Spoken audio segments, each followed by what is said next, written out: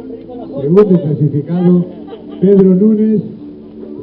Pedro Núñez. Pedro Núñez. ¿Esas cuentas no están bien hechas? Con José Antonio. Yolanda, la concejala de Hacienda del Concejo de Cuy. La del barco, la que financia el barco.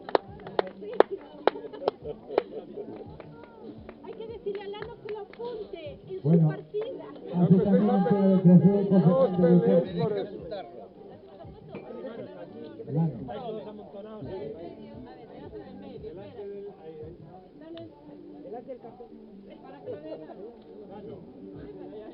Pero oye, claro.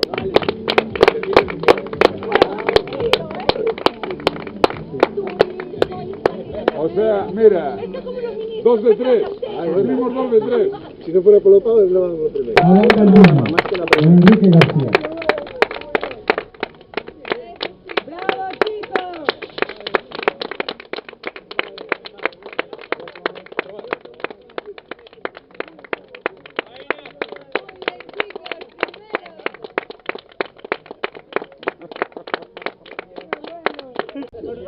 Pero no gané, Pero eres el representante de Sodináutica, macho.